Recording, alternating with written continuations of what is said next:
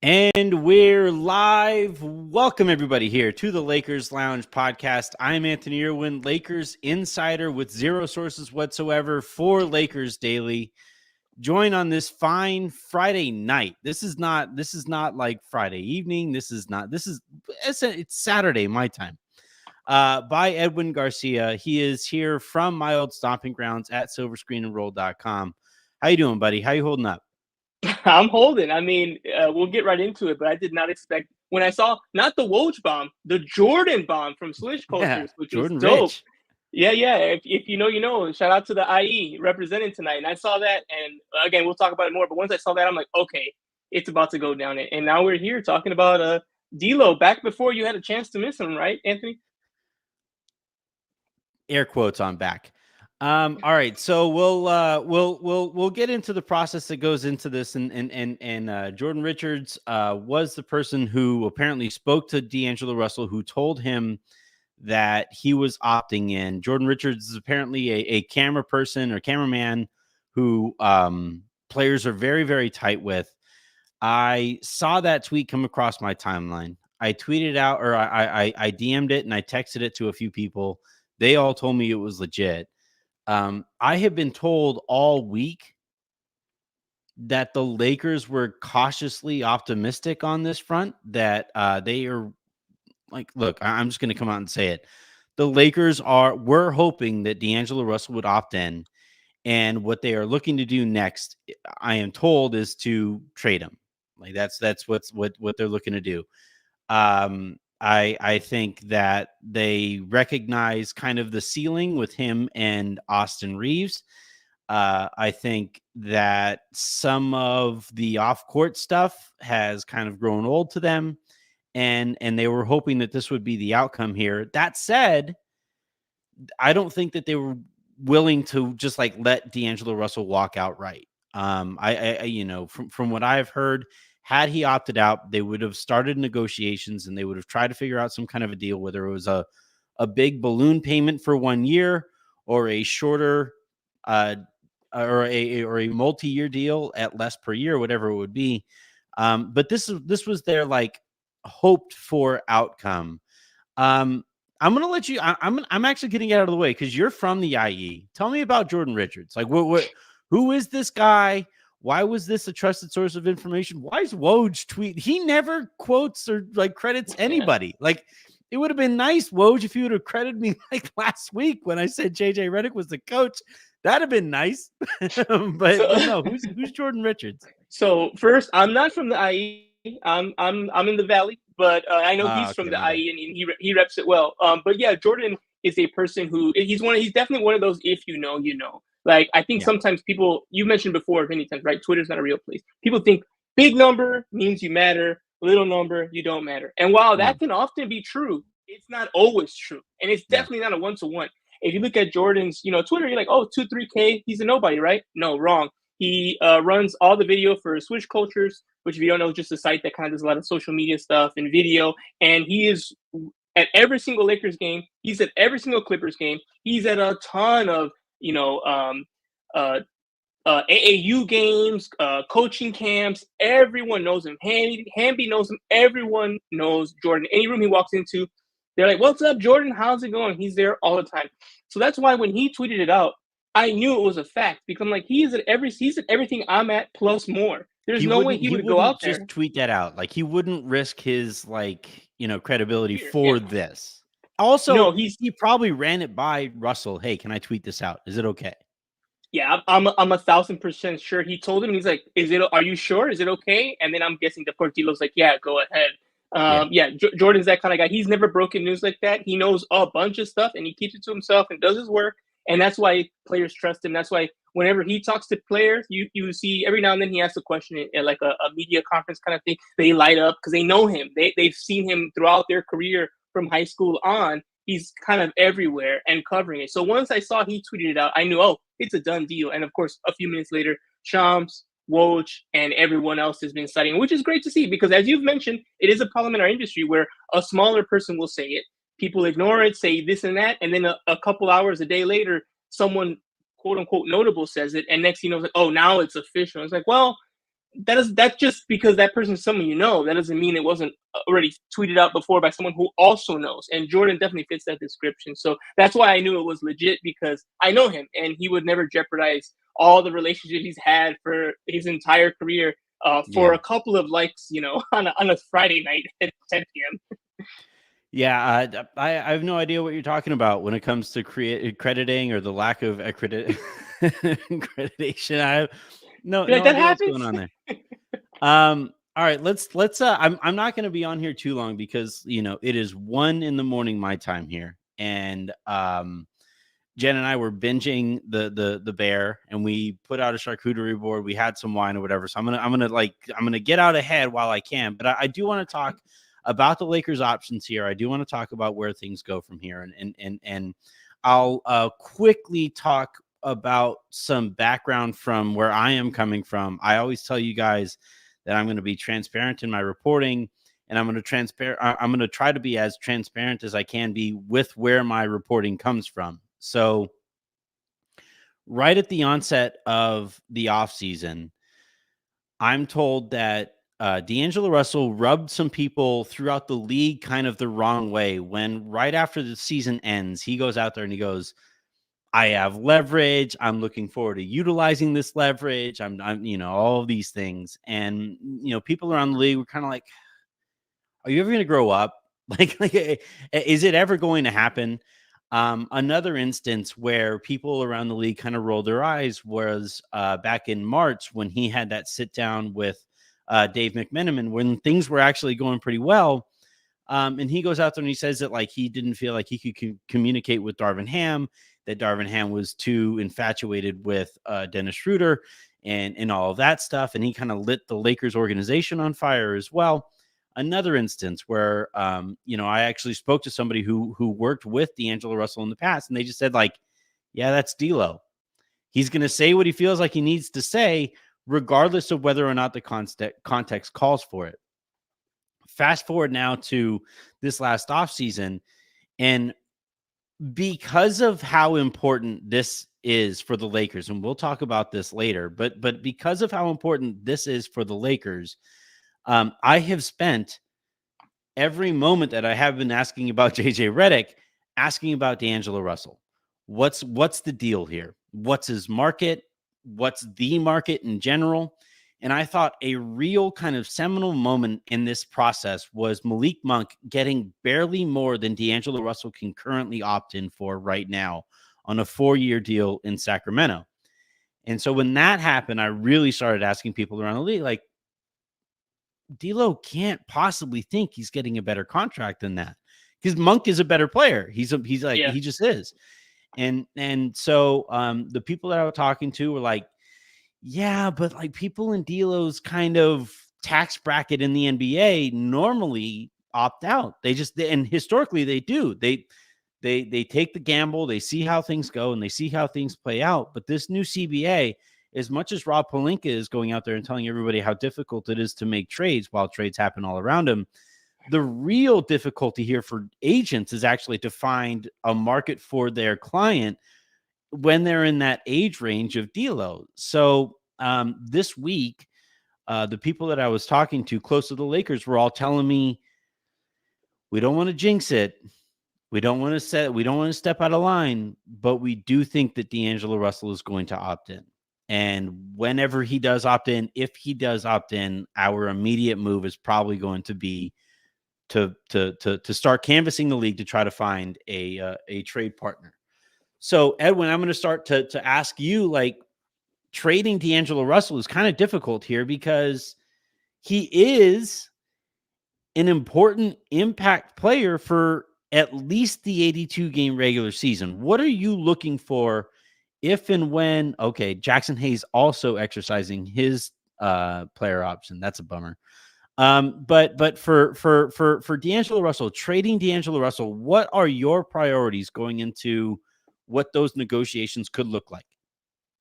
So if trading's kind of the main route and that's where things go, I think number one is back to the same problem we had before. Can you find a partner? I think the problem with D'Lo's market is the jury's kind of out. Teams don't want that. That's why it was so hard to shop him at the deadline, and it was tough to kind of get an improvement significant enough. I think at this point, it's more important to get a player that's younger and a guard. You have to get that replacement, unless they're really going to go in all in, like you mentioned, on Austin Reaves, like point Austin. That makes me nervous, like permanently, without a solid backup.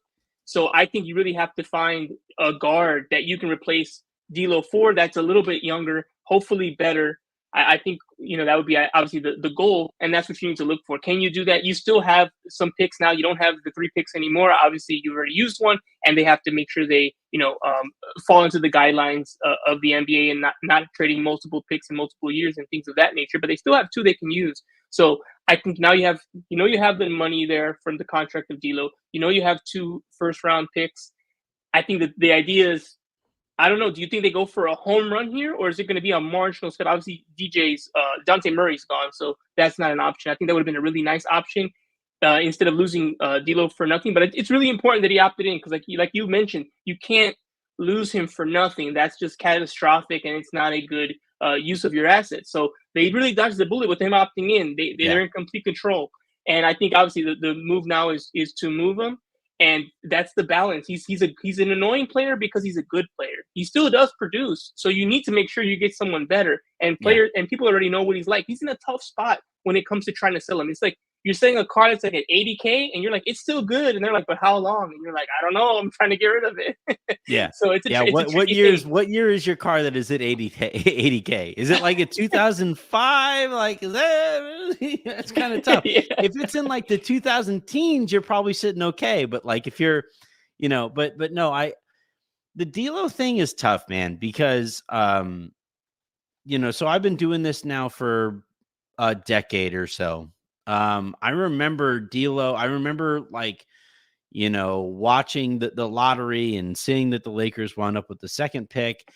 I remember when they were getting ready to draft D'Lo. I remember D'Lo hitting that game winner, his first game there in Las Vegas Summer League. Like, it's been a process, man. And then he comes back, and you know what? Like, to his credit, and this is again, I try to be as transparent with my pod and my YouTube audience as I possibly can be.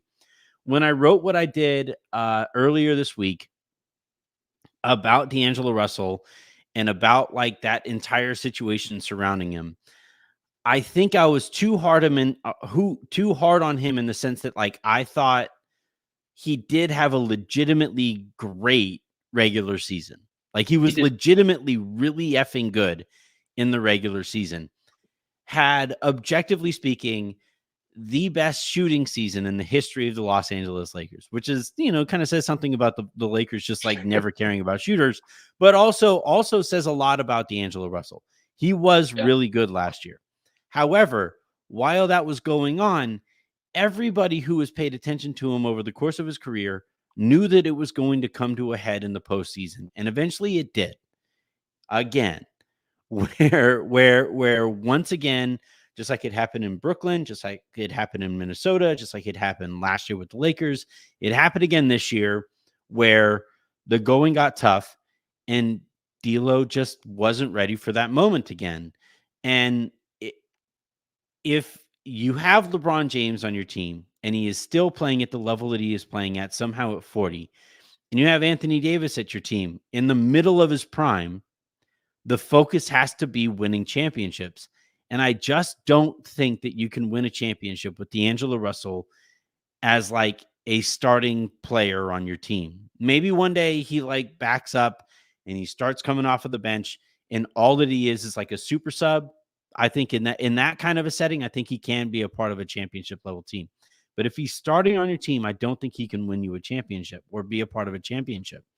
And I think the Lakers, like, if they're being sued, if I was to inject them with truth serum, I think that they would actually probably say the same thing. And that's why I think they're going to immediately look to move him.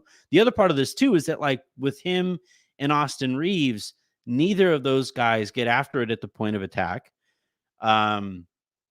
D'Lo didn't like playing off of the ball. The Lakers, I think, going into this next season, want to have Austin on the ball more. And it's just like the fit is just too clunky. And I think that that's where, again, why this week they were hoping the Lakers were hoping that he was going to opt in. he now does opt in, and they're now immediately going to look to move him. You talked about, like, if you trade him, you got to bring in another point guard. I have been told, I don't know whether or not I agree with this approach. I'm going to ask you, Edwin, how you feel about this approach. But I've been told that, JJ called Austin, had a conversation one-on-one with him about his vision for the Lakers after he got the job somehow before Thursday. Like, it's craziest thing that he happened to have those conversations before Woj and Sham said that he had the job. He calls Austin. Austin's agent also goes on Twitter to praise JJ Redick specifically about these things. I've been told by people close to the situation that they think Austin is going to be seen as more of a point guard this year, which allows them to move D'Lo, which allows them to not just move D'Lo for, just in general, but also, like, you don't have to get a point guard. But you seem to think that, like, they kind of do. What do you think of Austin as the lead guard next season? A lead guard, a starting guard, cool. A point guard, that makes me extremely nervous. It kind of reminds me, it's apples and oranges, but it kind of reminds me of when Devin Hester, they paid him all that money, the Bears, when he was punt returning, and they're like, maybe you can do some wide receiver action. And it's like, I think he's a punt returner. And the problem with Reaves, he's gotten a lot better, but I still feel like, how many times did we see him getting bullied when he had the ball? How many times was Russ, picking his pocket? How many times was he struggling defending the elite players in the Western Conference on the ball? He did that a lot. He got better as the season went on, and he got more comfortable. I'm just nervous saying, hey, that's your primary job. We don't have a viable second option. It kind of reminds me, it's like we're having new problems, right? That was the problem last year. There isn't a good center. There isn't a good backup center. It's just AD by himself. Is that going to happen now with the guard positions where it's just Reaves and Christie, and you're like, man, I wish there was a good ball handler here who could kind of take over. I don't think we have one. That's what makes me nervous. If he can do it, you're right. That unlocks so many other options. You can go after a big, you can go after a wing, you can spread that money out for different shooters. But you're banking on I don't like when you're banking on a player consistently doing something they haven't consistently done. And he's not consistently been on the ball. So that makes me nervous if that's the route they're going to go. That makes me very nervous. Here's the only thing that like makes me feel somewhat okay about it. JJ talked in his introductory press conference about Anthony Davis being a hub, right? Yeah. Using Anthony Davis as a hub. I have questions about it, but like that was at least a concept that JJ threw out there on his own. You have LeBron James. He's going to take up a whole bunch of usage as well. So if you essentially have Austin Reaves as like your bring the ball up, get the ball to your hub type of point guard who goes out in spaces from there, I'm okay with it. Your point, though, about like the defense and all of that stuff, that's where it really matters what kind of shooting guard they have next to Austin. I would really like to see Max as the shooting guard, get a bite at that apple. I don't know that we're going to. The team that I have circled in terms of like Lakers conversations from here on out is Brooklyn. D'Angelo Russell for Dorian Finney-Smith and Day'Ron Sharpe, right? D'Angelo Russell and some like draft capital for those two guys, I think is a conversation that is probably going to take place. But I just that's where I could start to see it make sense, at least on offense. On offense. Now, like if you're going to do that, if Austin is going to be your point guard and you don't have a great point of attack defender, maybe that's where Jared Vanderbilt slides into your starting lineup and he starts to make more sense than Rui Hachimura. It also depends on like whether like Rui Hachimura was mentioned in that press conference, but people keep on saying that like, oh, it's super weird that Rui was mentioned and Vando wasn't. Rui was asked specifically about direct that question from Japan. So I'm not going to go out and say that like he was at the forefront of the Lakers press there. And so like, it wouldn't surprise me if either or both of those guys aren't Lakers next year. I think the Lakers want a two-way wing. Like, I think that's going to be their kind of focus here moving forward. If the Lakers go into the season without D'Angelo Russell, they don't replace him in terms of point guards on the trade market, but they do wind up bringing Gabe Vincent back and they sign Chris Paul. Does that start to make a little bit more sense to you? Yeah, I think with Chris Paul, again, I know he can be contentious, and everyone hates Chris Paul except the team that he plays for, and even they kind of hate him a It was an little bit. entire show made about how everybody hates Chris. It was they predicted the future. Yeah, they did from the past. Funny enough, yeah. So I do like you made a great point about the hub. If we're gonna have AD playing more like Joker, playing more like Embiid, playing more like Giannis, then you're right. Maybe we can kind of committee this where LeBron brings the ball up the floor. Once we get past the half court, he passes it to AD at the top of the key. He starts making decisions. Reaves does the same thing. You can, and then you have someone like Chris Paul coming off the bench who can play 20 minutes and truly be a point guard. That might be good enough. So I think that's definitely going to be an important thing, which I'm sure Reddick's talking about, if he can make that work. But again, that's going to make this season very nervous. Now we have another factor. Okay, we need to see, is Reaves going to be good enough to do that? Can Reddick put a system in where AD can be good at that? Can AD even do that? So there's a lot of question marks here. It kind of starts to feel like I feel like almost like I'm listening to a startup who's like, oh no, all these ideas are going to work if you give me the money. I promise. Like it's all going to work seamlessly. I swear. So it makes me a little nervous, but I get it. Wings are the way to go. You want more positionless basketball. It makes sense. Reddick talked about it, right? He's going to let the math be his contributing factor. He talks about we're going to spread the floor more. He wants more threes. It makes sense to me.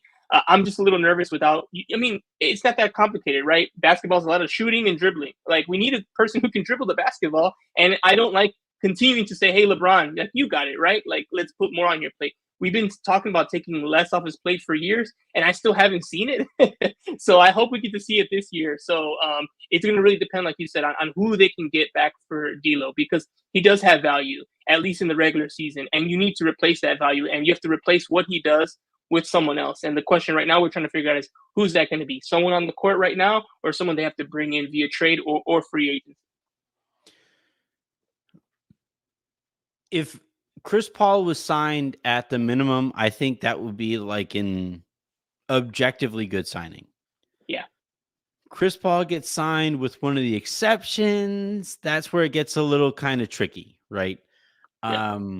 And we also have to see, like, the Warriors just extended the window that they can negotiate this out with Chris Paul, or try to find a trade partner with an extended window to try to figure this out. So we'll see what that looks like. But as of right now, I've reached the point here where I'd be kind of surprised if Chris Paul wasn't the Laker next year. Wow, that really? is more. That's an educated guess.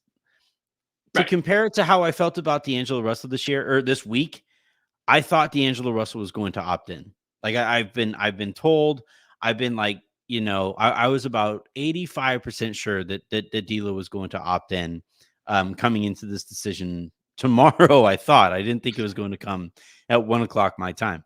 Otherwise, I wouldn't have had the wine that I had. but like I do think, though, that like this makes the rest of the offseason make a lot more sense. Yeah. I'm not going to give the Lakers credit for kind of benefiting from this situation. This is kind of found money in the same way that I think Dalton Connect was kind of found money as well. But you do now, just like with Dalton becoming available at 17, they did at least pick up the found money. They saw the $100 bill, skirting down the sidewalk. They saw it and like, I guess I'll pick up that $100 bill. Yeah. This time they're going to have to do that again. It's going to take more work. They're going to have to chase that $100 bill a little bit more, and they have to find the right trade partner, the right trade. But we'll see what that looks like. But I do think that this was a major moment for their offseason here moving forward. You have to be, I say all the time, to win, you have to be good and you have to be lucky. Yeah. How good they've been is up there, but this is part of the luck. The contracts go your way, the right players opt in, the right players opt out, the right players want a new, scenario, and all of a sudden you become an attractive proposition. This is part of it. The Dalton move was luck. He just dropped for no reason. Okay, you take it. And hey, guess what? D'Lo looked around and said, "Hey, I'm going to opt in," and now you have the control back. That leverage comes to you now. Now you can decide what you want to do. You want to keep him, you keep him. You want to move him, you can move him, and you know what the number is. It's not, you don't have to give him a 25 million 1-year deal and pray that someone will a trade partner pops up in the winter. You don't have to worry about that anymore. 18 million, it's not a ridiculous contract. It's movable for sure. Oh, yeah. It's the perfect kind of expiring contract in this market. It's it's exactly what the Lakers were kind of hoping for, where yes, he is rotation minutes, that would be going out the door. Yes, it is production that they would need to replace when or if they trade him. But it's rotation minutes and it's production at a spot where I feel like they are pretty confident that they're able to replicate that. They didn't get anything whatsoever from Gabe Vincent last year. They think that they'll get something from him this year. Last year, at the beginning of the season, Darvin Ham wound up benching Austin and D'Lo because they couldn't figure out how to play alongside each other. I thought it was a hasty decision. Obviously, like, we don't have to go into all of that stuff. But the Lakers, I think, do feel confident that Austin as like that. Like, remember, was it Bradley? I think it was Bradley who started at point guard the year that, like, LeBron was technically the point guard, the 2019-2020 season. Bradley got a lot of starting minutes, for sure. He got a lot of starting minutes, and then in the bubble, like you said, and then in the bubble, it was actually KCP who slipped into that spot, and the Lakers got even better. And then in, like, the final game, it was, I think Rondo actually started some games, I guess, in the bubble. That you had the bubble Rondo. You did. And then in the final game of that season, Caruso slides into that starting group, and the Lakers go up by 40 in a finals clinching game, and somehow devalued what Caruso brought to the table. But we don't have to talk about that. I think that, like, in a very different way, I think Austin can kind of fill that Caruso role. They do need to get a defensive shooting guard if they're going to do that, because Austin will never in his life defend the way that Caruso defends. Oh no, he's all league, Caruso is one of the best defenders in the league, period. Like, you could really make a case that, like, he's the best perimeter defender in the sport. Oh yeah, for sure. And the Lakers let him walk for nothing. But Austin, though, can space the floor, can operate in the pick and roll, can operate in the dribble handoff. He does have the full trust of LeBron James and Anthony Davis. Like, that's why I understand why people are kind of skeptic. I understand your concern with Austin at the point guard. That's where I'm kind of coming from there. We'll see if it is Max at the beginning of next year. Again, weird hunch that it'll be Dorian Finney-Smith in, like, the weird, like, 2-spot, 3-spot, whatever it would look like. But we'll see. My next question, though, to you here is, Jackson Hayes also opts in. Christian Wood opted in earlier this year. The CBA is really wreaking havoc on free agents market. But like, Jackson Hayes opting in, what's your immediate takeaway from that decision? I mean, I'm not perfect. Honestly, that's good. That's perfect. He's like, ugh. I think that's actually the Lakers' official stance. I'm gonna reach out. I'm gonna try to get in like an actual, like, when the Lakers email me personally to say that Jackson Hayes opted in tomorrow. Rob Pelinka's quote in that press release is gonna be, ugh. It's gonna have that little tag, Los Angeles #, ugh, Jackson Davis. Yeah. Yeah. Well, yeah, because obviously, he's not a thrilling play. They don't solve those two bigs. There's a reason they opted in for a different reason. They might not have a home if they don't opt in, right? And they probably don't have the money they have, and they don't even have that much money. They're very, very small contracts. But the problem is, again, they're not defensively strong. They barely score any points. Yes, it's fun when Hayes, becomes a hammer and he's JaVale McGee for like 3 minutes that one game, that one time. But for every one game of those, you get the other 15 where you're like, man, this guy can't set a screen, huh?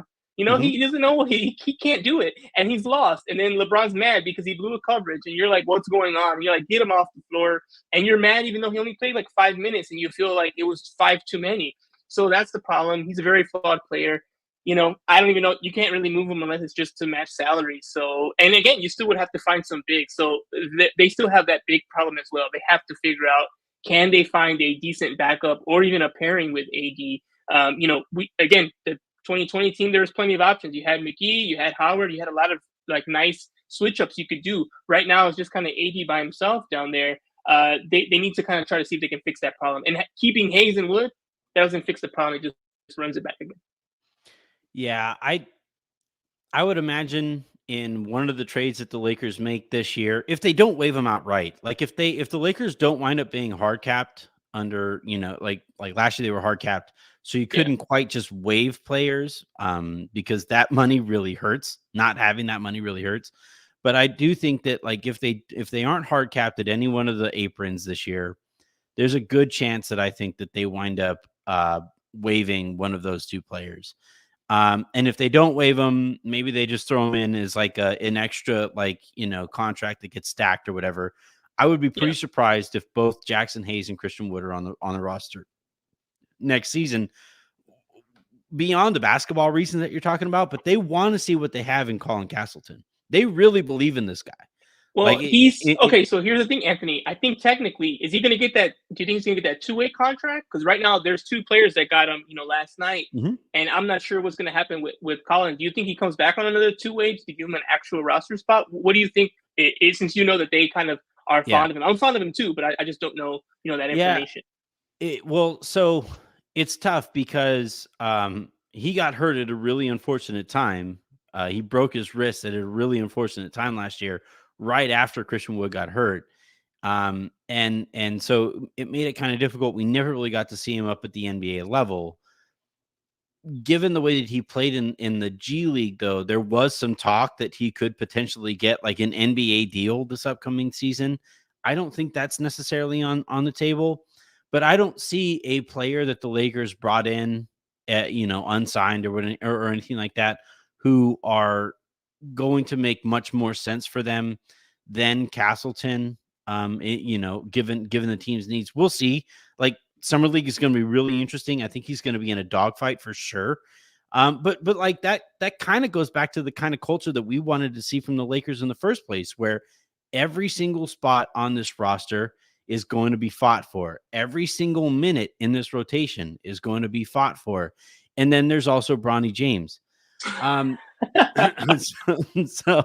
right, I am going to go ahead and call it there. Edwin, this was on very, very short notice. I greatly appreciate you hopping on here the way that you did.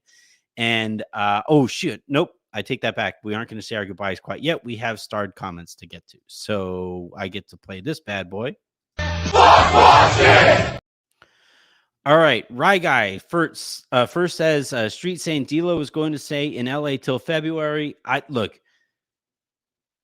Rob talked at JJ's presser about needing to find the perfect deal, and if he maintains that stance, maybe that's how D'Lo sticks around beyond the beginning of the season.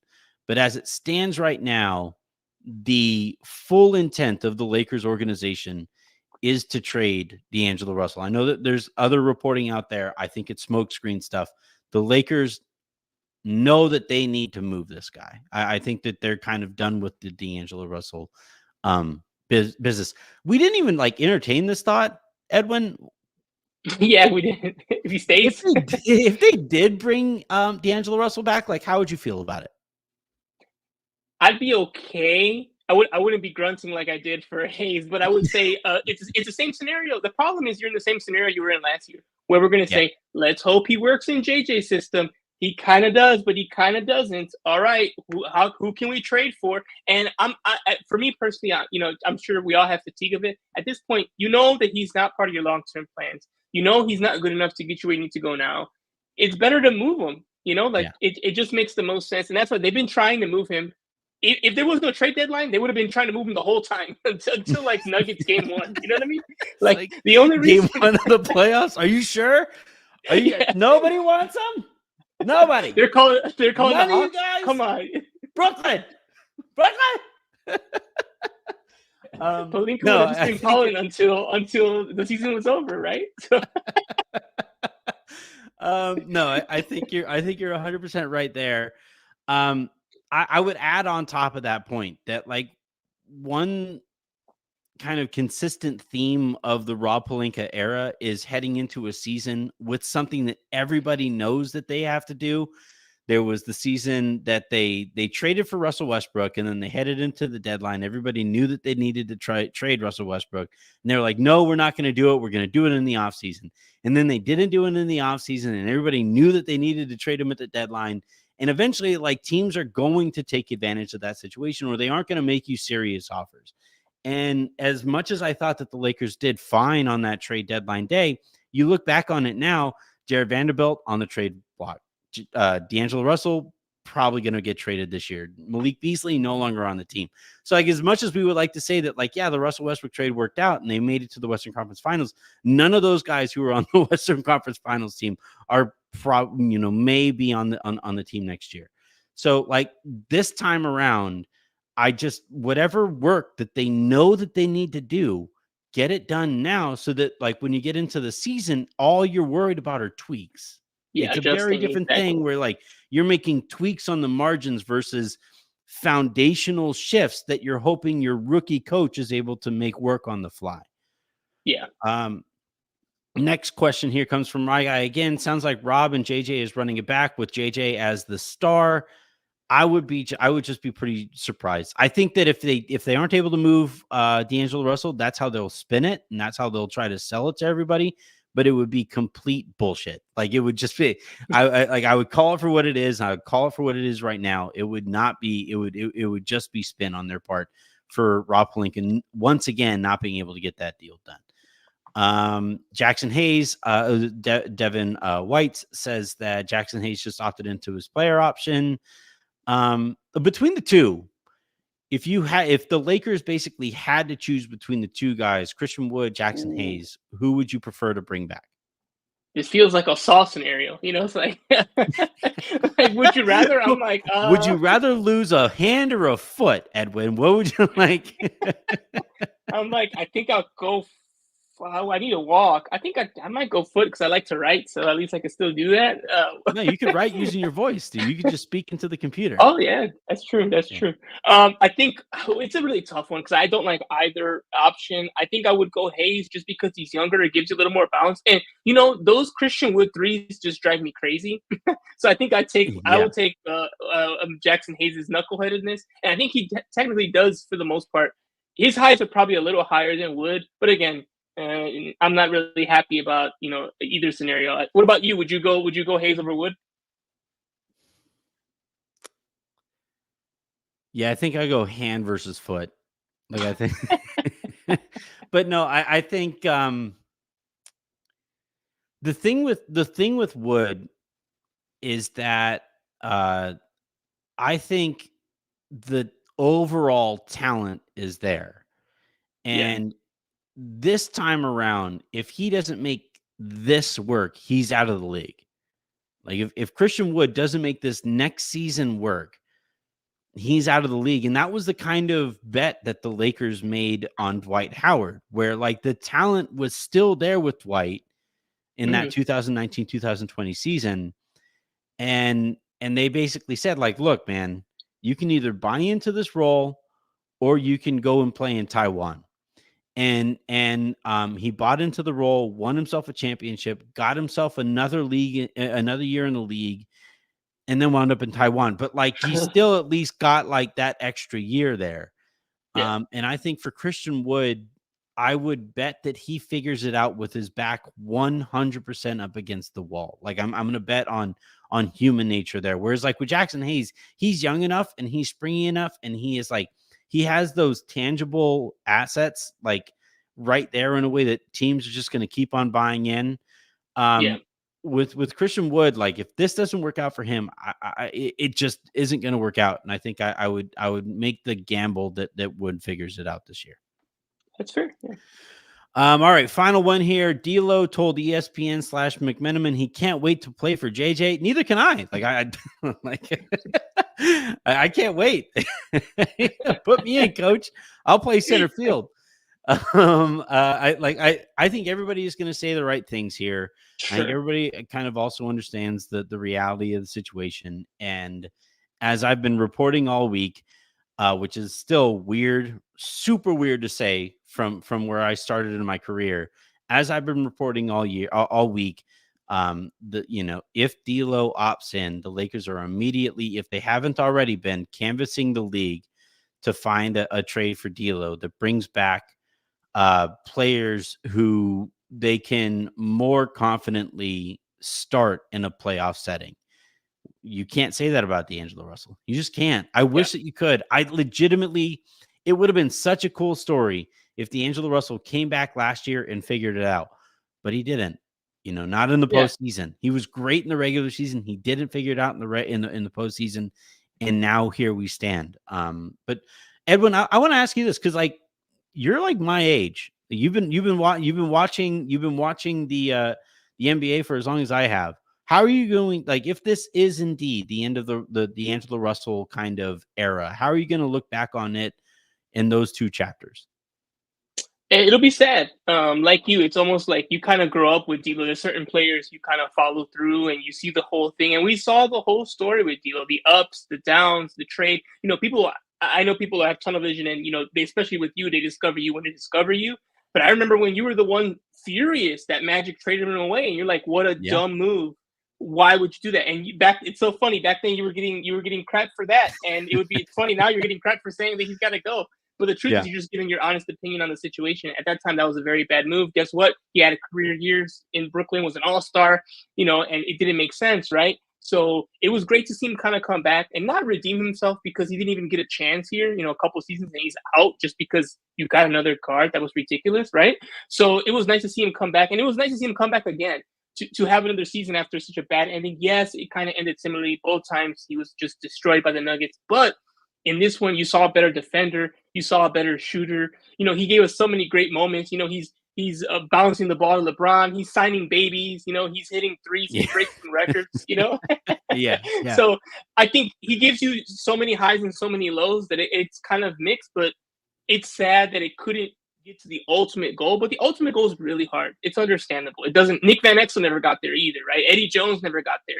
There's plenty of Lakers that we love that were flawed or had to get moved to make way for top talent to try to get the championship. And unfortunately, D'Lo's kind of part of that story. He just wasn't big enough and he wasn't around like a Shaq Kobe where, he couldn't become Derek Fisher and just be like, oh, a decent role player along these really, really elite players. That's not the setup we have. The guard position is so, so important in the modern NBA.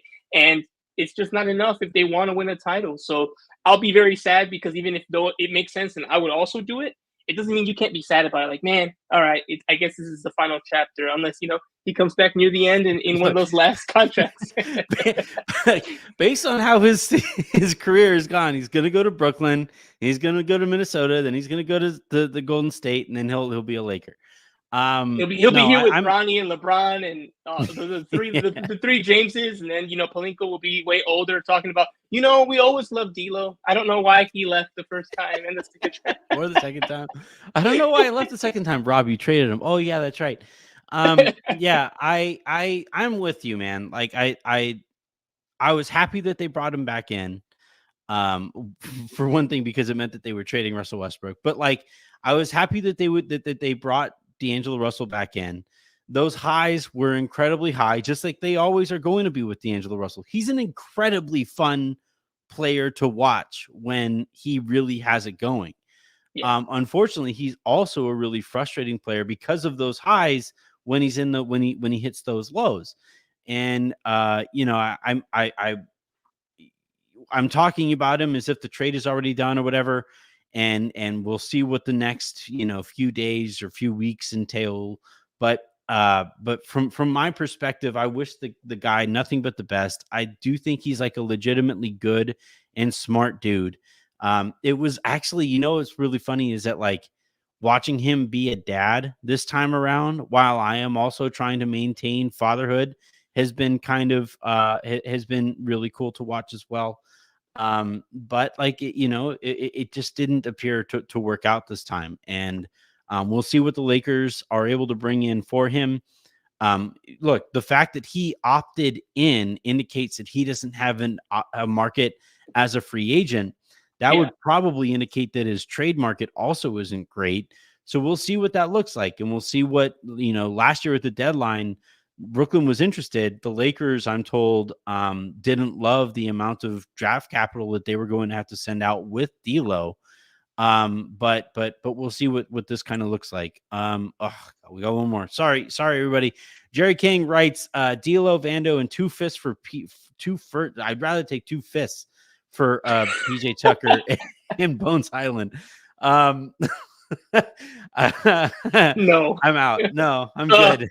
Like, are you, Jerry? Are you a Clippers fan? Like, what? That's really mean. PJ Tucker. I like Bones, but Bones Highland. I mean, D'Lo. Come on, versus Bones Highland. Bones Highland was literally excommunicated from the Denver Nuggets. They were like, "Fuck out of here! You're annoying." And then the Clippers were like, "Actually, you're not as good as we were hoping you would be either."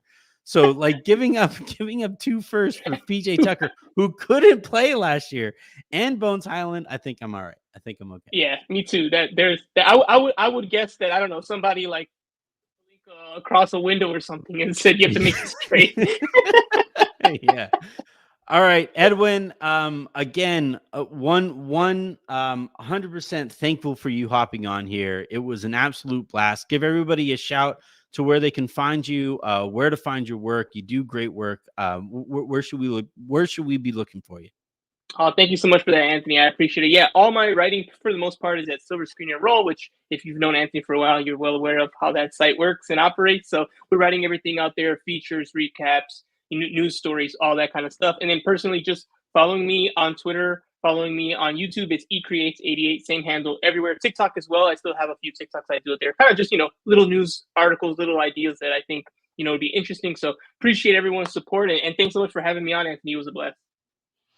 All right, everybody, that is going to do it. It's not going to do it for this week. I'm probably going to hop on here for some reason tomorrow live. I already have it lined up. The next bit of big news here that we're waiting here for the Lakers is LeBron James. As of right now, I'm told the anticipation is that he will probably opt out and the Lakers will re-sign him to a 3-year, $150-something million deal. We'll see what that looks like when it comes. But until then, and until the next time you guys hear from us, I'm Anthony Irwin. That was Edwin Garcia, and we will talk to you guys next time. Have a great rest of your eve. Well, your morning, night. I don't know. Make somebody enjoy else the weekend, and we'll talk to you soon.